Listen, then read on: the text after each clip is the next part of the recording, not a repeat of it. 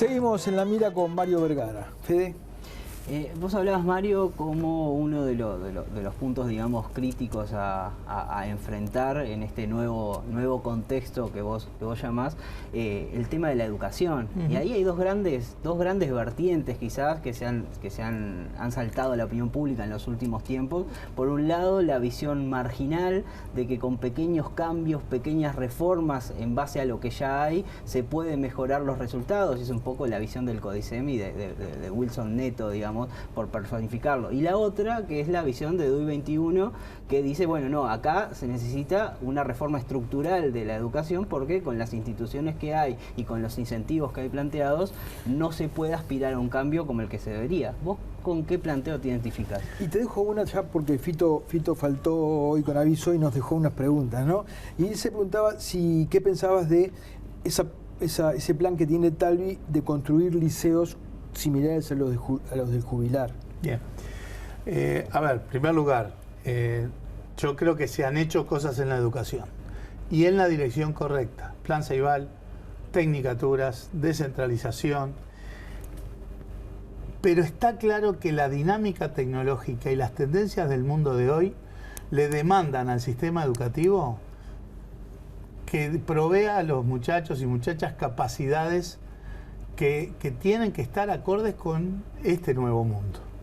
Obviamente hay capacidades que se asocian a lo tecnológico, en eso el germen del Plan Ceibal es fundamental, pero también que dejen atrás un poco aquella lógica de que uno aprende de memoria información segmentada materia por materia, ¿no? Y que tiene 13 materias en primer año y el docente se encarga de transmitir información. La información ahora la tenemos todos en el bolsillo y la relevancia de la educación tiene que pasar por otro lado y el rol del docente también pasa por otro lado. Hay cosas que están avanzando, o sea, hay lógicas de trabajo en base a proyectos, en la resolución de problemas de manera multidimensional y multimateria, digamos. Esa es la dirección en la que tiene que ir la educación, que tiene que acompañarse en muchos casos con cambios en la lógica de la conducción, que dé libertades a los centros en algunas áreas, que permitan y desarrollen mucho más la creatividad de los propios docentes, que también atiendan de manera diferencial a los chiquilines que son distintos, ¿sí? Eso es algo que en el mundo ya está pasando. O sea, hay muchas lógicas que implican cambios, ya no solo en decir lo institucional estrictamente, sino lo curricular, las formas de aprendizaje y de enseñanza, que van mucho más acordes a un mundo en donde los chiquilines hoy salen del sistema educativo y tienen 40 años de vida laboral por delante. Bueno, en 40 años el mundo va a cambiar drásticamente varias veces.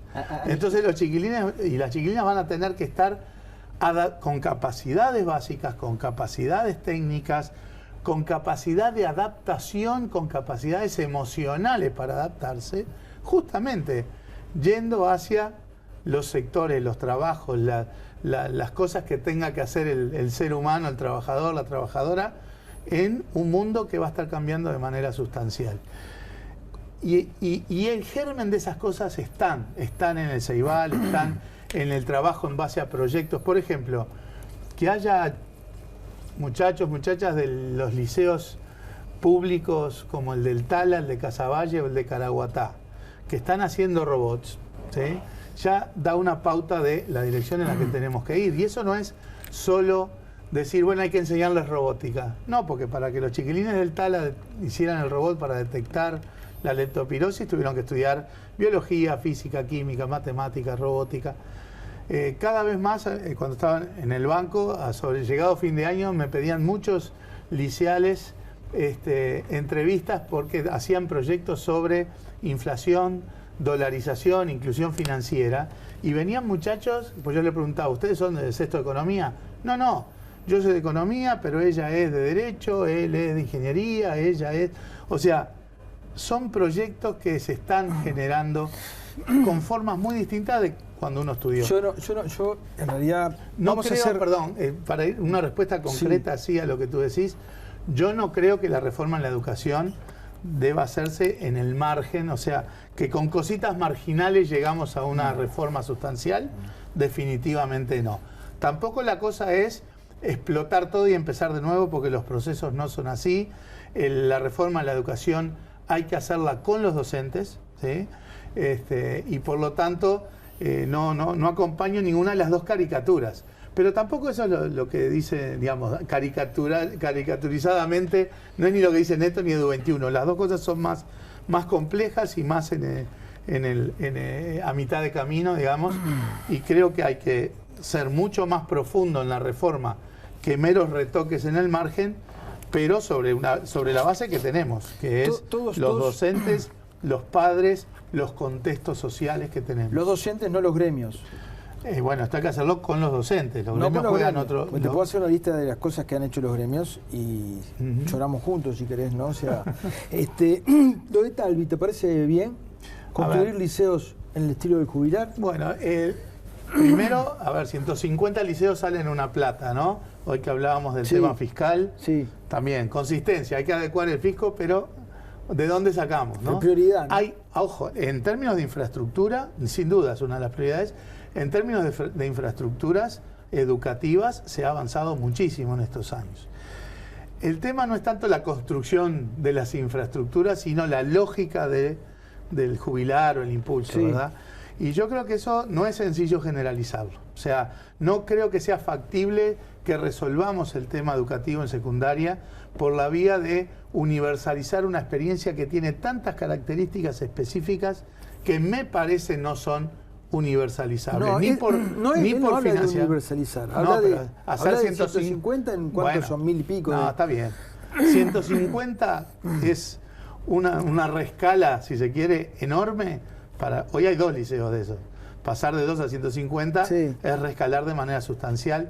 Yo no creo que sea factible ese rescalamiento, digamos, en esa magnitud de experiencias que tienen peculiaridades muy específicas, financiamientos muy específicos que además les están siendo insuficientes. O sea, no veo que esa sea la forma en la que vamos a estar resolviendo masivamente el problema. ¿Suman o restan estas instituciones teniendo en cuenta la manera en la cual se financian? Porque dentro del Frente se critica mucho, tanto la existencia de estas alternativas como también el financiamiento. No es mi tesitura, yo no tengo una posición negativa. Es más, todo lo que ayude a resolver temas educativos y sociales, bienvenidos. Lo que no veo que esta sea una forma viable de ir a una solución más general del problema. ¿Vos pensás que cuando salen a voceros oficiales a dar la buena noticia de que la pobreza bajó, tienen idea exactamente de qué están hablando y tienen idea de que detrás de ese dato puede haber una percepción engañosa de lo que estamos hablando? O sea, de que una cosa es la pobreza medida por ingreso y otra cosa es la pobreza cultural. La pobreza cultural es muy dura, Mario. Sin duda. Muy dura. Yo coincido con eso y creo que sí, los compañeros tienen bastante claro. Es más, es desde el gobierno muchas veces que lo que se plantea es que el tema no es solo un tema de pobreza o no pobreza en base a ingresos, sino que ahora sobre todo que llegaste como al núcleo más duro de la pobreza, porque a ver, está bien medir la pobreza por ingresos, da una tendencia y da un estado de situación de cosas que son importantes. Bajar del 40% al 8% la pobreza medida de la misma manera y pensando solo en ingresos es un proceso positivo importante. Esto quiere decir que lo que queda, entre comillas, es todo lineal y solo con ingresos resolvemos la erradicación de la pobreza. Definitivamente no, porque ahí entra en juego lo que tú decís. ¿Cómo resolvemos eso? Que ahí hay temas culturales, de fragmentación, exacto, de subculturas. 5 generaciones del Cantegril, ¿cómo lo resolvemos? Hay subcultura, bueno, ahí hay que trabajar con políticas sociales que tenemos que revisar, porque yo creo que en buena medida hay una proliferación, hay más de 600 programas de políticas sociales en el Estado uruguayo. A veces unos se pisan con otros. Sí. A veces llegan muchos técnicos al mismo hogar en el asentamiento y a veces un programa no sabe si otro programa también está asistiendo. O sea, hay mucho para racionalizar y para coordinar en materia de políticas sociales, una vez que uno llega a este núcleo duro de la pobreza, que tiene muchas otras problemáticas más allá de la del mero ingreso. Hay temas de adicciones, hay temas psiquiátricos, hay temas de subculturas, que hay que atacarlas de manera integral. El tema de la vivienda, porque si bien en los gobiernos del Frente Amplio hubo políticas de vivienda que reformaron un panorama horrible, un banco hipotecario cerrado, un ministerio débil, se fortaleció el ministerio, se creó la agencia de vivienda para hacer todas cosas que antes hacía el hipotecario y no debía hacer, se reabrió el banco hipotecario y se fortaleció, pero pero no fue efectiva la visión de la vivienda al servicio de la resolución de la problemática social. Una cosa vinculada con esto, nos queda poco tiempo, pero le hago una pregunta, después te dejo, y quiero una respuesta lo más concreta posible. No es fácil, las preguntas. No, pero ¿sabes qué? Hace tiempo esta pregunta no la respondía casi nadie, ¿no? Se van por las ramas. No sé si seré yo la excepción. Ahora están respondiéndola. Y vuelvo un paso para atrás con el tema de la inseguridad vinculada con esto de las 5 generaciones del Cantegril, ¿sí? ¿Qué planteás vos hacer con los irrecuperables? No tengo una respuesta directa con eso, pero obviamente si los irrecuperables están asociados a temas de delito y delincuencia, obviamente nosotros tenemos que ser implacables con el delito. ¿Pero qué hacemos con los irrecuperables? Bueno, te reitero, si no tienen que ir presos, irán presos. Pero después salen, porque tenemos un sistema que permite salir a la calle. Sí, claro. Hay normas, hay leyes que te dicen cada delito está asociado. No tenemos cadena perpetua. No, claro. Entonces, ¿qué hacemos con eso? Vuelven a salir y siguen siendo un problema ineterno.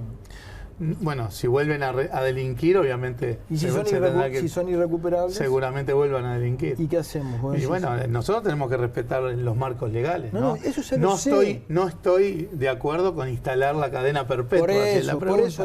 Ni la pena de muerte, ni disparates por el estilo. ¿Tenés alguna respuesta a eso?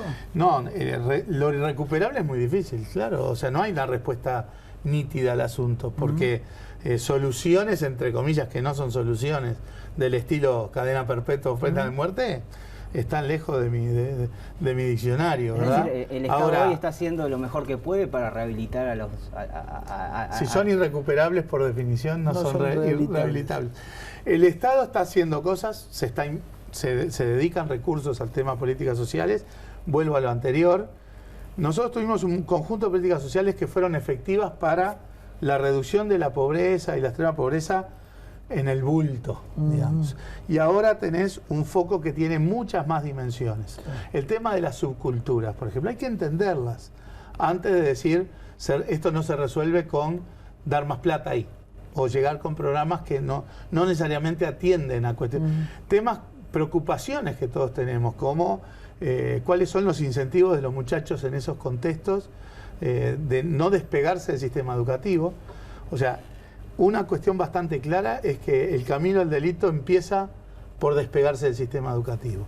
También subculturas que hacen, por ejemplo, una problemática de todos, el embarazo adolescente, que tiene un significado para nosotros, que lo vemos desde otro lado de la sociedad, que en esos contextos en donde una chiquilina de 14 años, tener un hijo, no es que lo tenga porque no sepa cómo no tenerlo, lo tiene por decisión, porque eso significa un cambio de estatus, sentir cosas de pertenencia y demás, en un contexto y en subculturas que tenemos que entender. ¿Sabés que eso que estás diciendo vos fue un discurso añejo de la sociología, pero la realidad empírica la ha ido confirmando? No, la ha ido negando. Sí, ha ido entonces, a ver, ya que has leído el resto de la sociología, ¿por dónde?